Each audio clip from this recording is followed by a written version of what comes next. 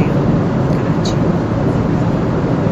काफ़ी दिनों बाद बॉम्बे एयरलाइन पे बैठने का इत्तेफाक हुआ और अफसोस से कहना पड़ता है कि जिस मुल्क में इतनी बड़ी बड़ी गाड़ियाँ हैं, इतने बड़े बड़े घर हैं, इतने बड़े बड़े करप्शन के केसेस हैं, इतनी बड़ी बड़ी जंगें हैं, इतनी बड़ी बड़ी लड़ाइयाँ हैं, क्या बोलूँ। बॉम्बे एयरलाइन में बैठकर जो खाना मैंने खाया है आज बहुत दिनों बाद, ये बिज़नेस क्लास है बाय द वे,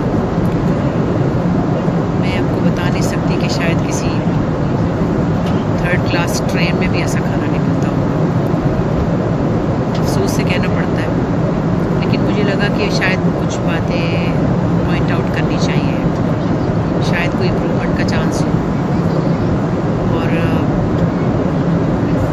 धीरे धीरे हम इतना डिटेरिएट कर रहे हैं, इतना मयार गिर रहा है ज़िंदगी का कि पता नहीं, मुझे समझ नहीं आती कि कहाँ जाएंगे। दुनिया के बहुत से ब्रांड्स हमारे यहाँ मौजूद हैं, बड़ी बड़ी आला बिल्डिंगें, सब कुछ तो हम कर रहे हैं। तो ये क्या हो रहा है कि आज मुझे ब्लैंकेट भी मिला है बिज़नेस क्लास में, तो ये देखिए,